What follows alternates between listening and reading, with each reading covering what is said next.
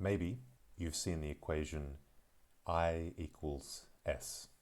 Investments equal savings. And maybe you've been told that there's some sort of market that takes care of this, that ensures all the money, all the income that's saved is used to invest. First, why would this outcome be necessary, be desirable? Well, the business sector, businesses, produce goods and services. They make things. Households buy those things, but to buy those things, they have to be able to demand them with money, which is the income that businesses get for their production. Households have that money, have that income, because they provide their labor to the business to produce these goods. And in return, the business provides them with their income. If households, for example, choose to save, to not spend all their income, to only spend part of it on the production of business, that is to buy less goods and services from businesses, this is a problem because they can only save that money that they're not spending if their income remains the same, but their income isn't independent of their expenditure. The businesses, seeing a drop in demand for their production, themselves try to save. They reduce their costs, like getting rid of workers, and this means that the income out of which households could save is no longer going to the households. The attempt to save has been self-defeating because the act of saving has destroyed the income out of which it was hoped to save. So what's the solution to this? Well, the solution is that investment has to equal savings.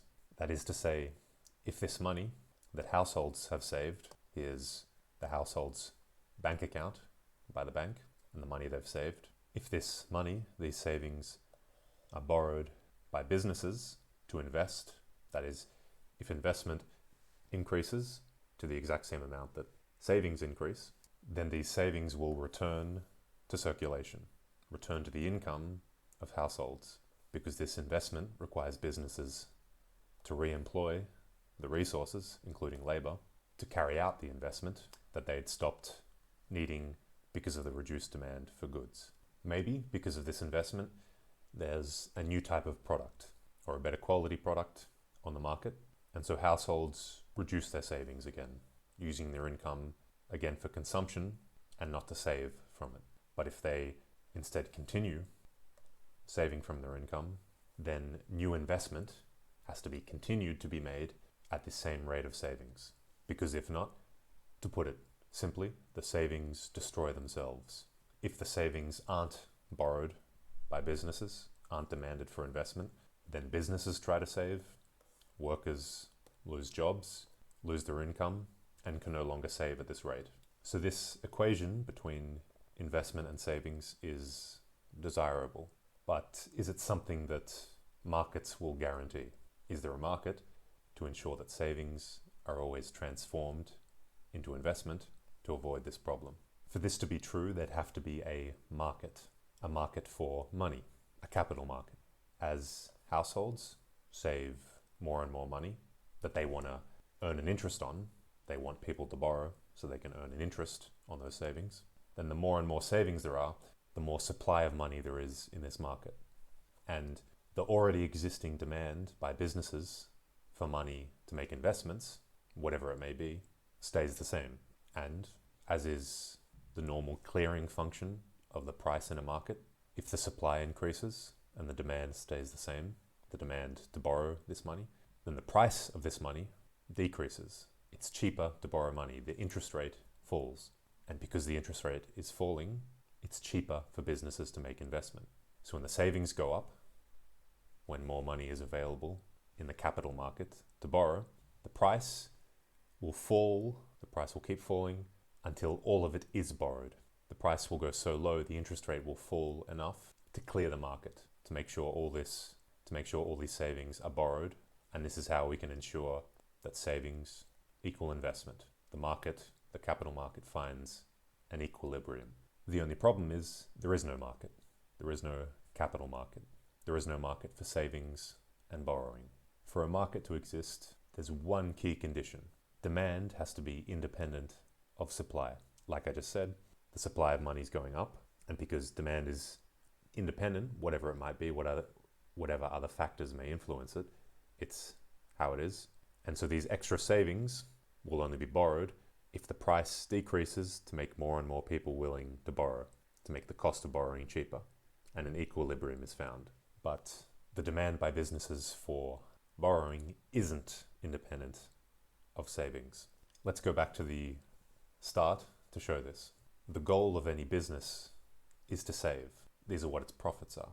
So the mirror image of what we saw before, with the households spending less than they take in as their income, is actually the goal of every business, to make profits, to have its costs, what it spends, less than the income it makes, and the difference is its profit margin. And so the goal of every business is actually this, to be building up profits themselves. But because of the dynamic of capitalism, to make these profits, you have to invest in the first place. You have to spend money to make money. And so the situation usually arises where one business that's currently saving, making profits, is matched by another business that's going into debt, that's borrowing money to make investments, to make profits, more profits in the future. And so in the business sector as a whole, there is no saving, there is no income being taken out of circulation. Now, returning to our scenario where the households save, what has to happen to ensure that investment rises to meet these new savings, to borrow these savings, is that these savings increase the supply, which pushes down the price of borrowing, the interest, and so businesses borrow more. But why do businesses borrow? Businesses borrow to meet demand, because by meeting demand, they can make profits. By meeting more demand, they can make more profits. And so at the exact same time that households have started to save, have supposedly increased the supply of funds available to borrow, they've not only taken away some of businesses' income, but they've reduced the demand for the output of business. Businesses are getting a signal that less people want to buy their goods or services as before. And most importantly of all, this signal comes in the form of their profits. If their sales are less, their profits are less. The business that was profiting before, when it's selling less, it's making less profits. And the business that perhaps was in debt, it had borrowed to just make an investment because it wanted to expand its production or sell something else, because it was reducing its debt, paying off its debt with the profits it would either otherwise keep for itself with its savings. It also feels a signal in a reduction in its profits, perhaps even harder, because not only is it not making profits, it's getting less than expected to pay off its debt, which means the investment it made is not as profitable as what it expected. It borrowed a certain amount of money, expecting, for example, to expand its production, expecting to be able to sell that expanded amount and sell it so that its profits from that would be able to pay off its debt at a certain rate. And so whatever the case of the situation in which the individual business finds itself, businesses as a whole have suddenly just had their profits drop. And the last thing they're going to do in response to a drop in demand is invest more. In fact, they're going to invest less. Think of it this way. If we're arguing that the increase in funds available to borrow decreases the cost of borrowing, which would incentivize businesses to borrow more, what does that mean? Decreasing the cost. It means their profits will be higher. An investment that before would give them such a rate of profit would give them a higher rate of profit, because the profits are always measured against the costs. If the cost's lower, the profit margin is higher. So in the only possible way that increased supply incentivizes businesses, what this reduced cost actually means is increased profits. But at the exact same time that the costs of borrowing are potentially falling, the profits to be made on investments, the profits to be made in selling the goods and services that these businesses sell, have dropped by the exact same amount. So supply and demand aren't independent. The money that households put to save, even if it would increase the interest rate, is reducing aggregately the profits to be made from investment by the exact same amount as the cost of borrowing has fallen. There is no savings market. There is no capital market, because there is no market in which savings and the demand for them are independent of each other.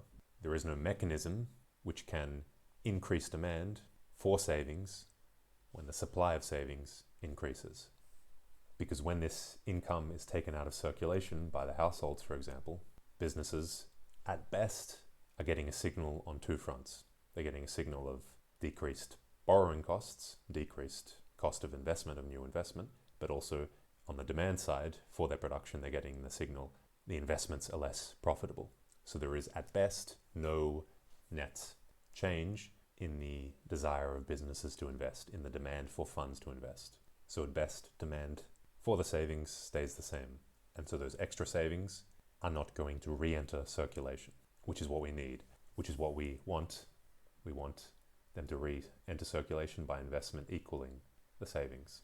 No matter how low interest rates fall, it doesn't solve the problem. Because if with their current capacity, businesses have seen a fall in demand, why would they invest to expand capacity?